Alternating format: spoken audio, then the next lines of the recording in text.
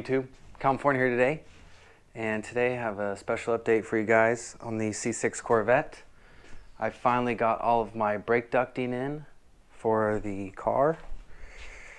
Here it is right here, just a quick example of it. I got the inserts that go in the front fog lights. That way it's going to go get the most amount of air going straight to the back of the rotor. So you first got the air inlet that replaces the fog light. Then you just have a just standard flexible hose, just rubber, and metal. Nothing too fancy. And then this is the Z06 air inlet that's modified, and I still have to cut part of it too. And then you have the flexible hose right here. That's going to go from the Z06 inlet to the back of the rotor, and it's basically going to be mounted like this on the back of the rotor, so that way the air is directed right to the back. I'm super excited to finally get this going. This is just like the first step I'm taking towards making this a track capable car. Like I said, I want to start doing some track days this summer. Super excited for it. And I still have quite a few mods to do.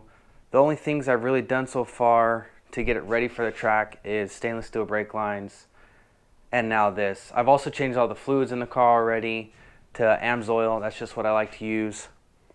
And I'm going to be getting pads and rotors, an oil cooler, and probably a better radiator as well. Haven't looked too much into the radiator yet though.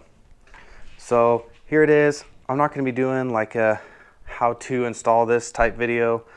I'm more so just going to be doing just kind of like a small vlog of everything that I'm doing as far as the install, but nothing too fancy, nothing technical, so stay tuned. So it's taken me about an hour just to figure out the spindle brake part. So I'll show you guys here what we got going on. Finally have the like spindle piece on, which puts the air right to the back of the rotor.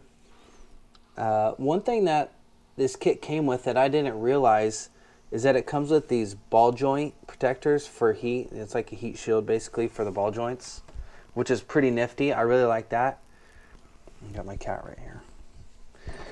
And then you also have the one down here, which is pretty nifty too. So I didn't even know it came with that, and I had read on the forums that some people did purchase those. So it's kind of cool that it came with this, because I did buy this from someone off the forum. It was kind of a pain in the ass to figure everything out because the instructions are pretty terrible. So it took me about an hour to get everything figured out, and I still have to figure out where to mount this wire. I forget what it's for. I think it's the active handling system. Not 100% though. I don't think it's ABS. Pretty sure it's active handling. So I got to figure out where to mount it. Still not 100% sure, but I'm getting pretty excited. I think the fit and finish is pretty good. I didn't have to trim anything down to fit. Everything fit really well. It was just, like I said, trying to figure out how these bits and bobs went, because instructions, see, here's the instruction page right here, and there's a couple more, but this is like the main breakdown. It doesn't show the ball joint heat shield, or it doesn't show this piece as well. So it was a little confusing, but now that I got it done, it'll be a lot easier for the other side. So there weren't any torque specs either with the instructions. Didn't really like that very much. I'm usually very particular about that type of stuff, especially for something I'm going to be going fast in. So I just did it good and tight and put some Loctite on it. So on to the next step. Pretty excited. Everything's going pretty well so far, so I'll take it. Plus the other side's going to go a lot faster now that I got this done. So holy shit, guys. This brake duct install has probably been not one of the hardest things to install and figure out, but one of the most annoying. Like I said, the instructions weren't very good. So there was a lot of guessing, and there were a lot of things I didn't take into account. So the past couple days, I haven't been able to work on it that much because of work and school.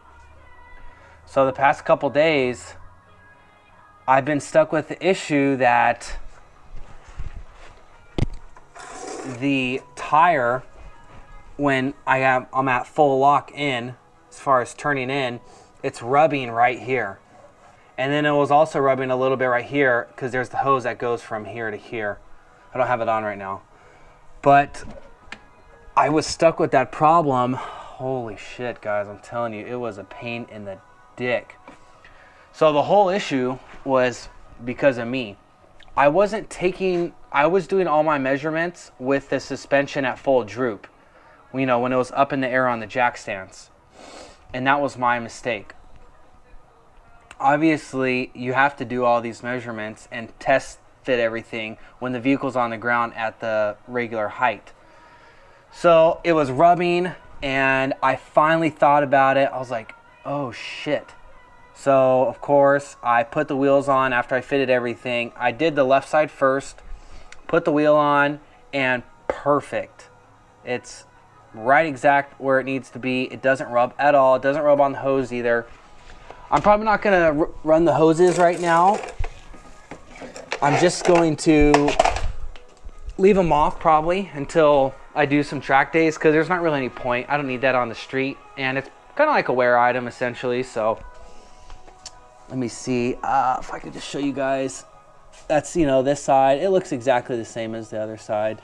You can see it in there a little bit too, but no issues. I got everything figured out. It was a pain in the fucking ass. I even posted on the forums asking like what the hell was wrong, and then I figured it out in the middle. So it was a pain in the ass. It looks really good though. Here's the front scoops now. They replaced these just shitty ass fog lights that were on there before.